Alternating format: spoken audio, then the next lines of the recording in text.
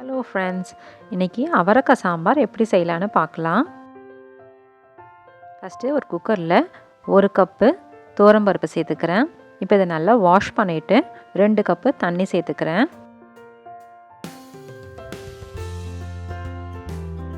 சேர்த்துட்டு இப்போது 1/4 ஸ்பூன் மஞ்சள் தூள், 1 ஸ்பூன் எண்ணெய் சேர்த்துட்டு இதை 3லேருந்து 4 விசில் வரைக்கும் வேக வச்சு எடுத்துக்கலாம். பருப்பு நல்லா குழைய வெந்திருக்கணும், அப்போ தான் சாம்பார் நல்லா டேஸ்ட்டாக இருக்கும்.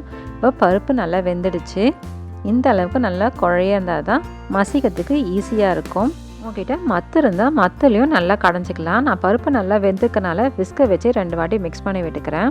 அவ்வளவுதான். இப்போ சாம்பாருக்கு நம்ம காய் வேக வச்சு எடுத்துக்கலாம். அதுக்கு இப்போ ஒரு கடாயில் 1 டேபிள் ஸ்பூன் எண்ணெய், 1 ஸ்பூன் கடுகு, 1 ஸ்பூன் ஜீரகம், 2 மீடியம் சைஸ் வெங்காயத்தை நீல வாக்கில் கட் பண்ணி இதில் சேர்த்துக்கிறேன். அது கூடவே ஒரு 6லேருந்து 7 பல்லு பூண்டு தட்டி சேர்த்துக்கோங்க. தட்டி சேர்த்தா தான் நல்லா வாசனையாக இருக்கும் பூண்டு. அதுக்கப்புறம் கூடவே கொஞ்சமாக கருவேப்பிலை இது எல்லாத்தையும் சேர்த்துட்டு நல்லா ஒரு வாட்டி வதக்கிக்கலாம். அவரைக்காவை நான் இன்றைக்கி 2 பாதியாக கட் பண்ணி க்ளீன் பண்ணி எடுத்து வச்சுருக்கேன். இப்போது க்ளீன் பண்ண அவரைக்காவை இதோட சேர்த்து நல்லா மிக்ஸ் பண்ணிக்கலாம். எண்ணெயிலே கொஞ்சம் நேரம் பெரட்டினா கொஞ்சம் நல்லாயிருக்கும். அதனால் எண்ணெயிலே ஒரு வாட்டி நல்லா பெரட்டி எடுத்துக்கலாம். அதுக்கப்புறம் 3 தக்காளியை கட் பண்ணி இதில் சேர்த்துக்கிறேன். சின்ன தக்காளியாக இருக்கிறதுனால நான் 3 சேர்த்துருக்கேன்.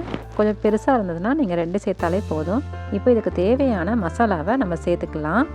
சாம்பார் பொடி 1 டேபிள் ஸ்பூன். சாம்பார் பொடி வீட்டில் அரைச்சது, அதனால் காரம் கம்மியாக தான் இருக்கும். கூடவே கலருக்காக 1 ஸ்பூன் காஷ்மீரி சில்லி பவுடர், அதுக்கப்புறம் குழம்பு மிளகாத்தூள் 1 டேபிள் ஸ்பூன், அப்புறம் சாம்பாருக்கு தேவையான அளவுக்கு உப்பு சேர்த்துக்கிறேன். எல்லாமே 2 நிமிஷம் வதக்கினா போதும்.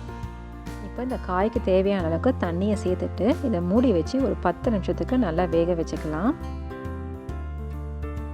இப்போ அவரைக்காய் நல்லா வெந்துடுச்சு.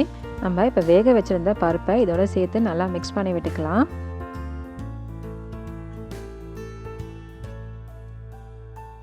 மிக்ஸ் பண்ண பிறகு இதுக்கு தேவையான அளவுக்கு புளித்தண்ணி, அதுக்கப்புறம் சாம்பாரை சாப்பாடுக்கு ஊற்றி சாப்பிட்றதுனால நல்லா தேவையான அளவுக்கு நிறைய தண்ணியை ஊற்றி நல்லா கொதிக்க வச்சுக்கலாம். சாப்பாடுக்கு சாம்பார் தண்ணியாக இருந்தால் தான் நல்லாயிருக்கும். அதனால் தாராளமாக தண்ணி சேர்த்துக்கோங்க. நான் இன்றைக்கி வச்சுருக்க சாம்பார் அளவு பார்த்திங்கன்னா 4லேருந்து 5 பேர் பெரியவங்க தாராளமாக ஊற்றி சாப்பிட்லாம். இப்போ சாம்பாரில் கொதி வந்துடுச்சு. இந்த ஸ்டேஜில் கொஞ்சமாக கொத்தமல்லி போட்டுட்டு ஸ்விட்ச் ஆஃப் பண்ணிடலாம்.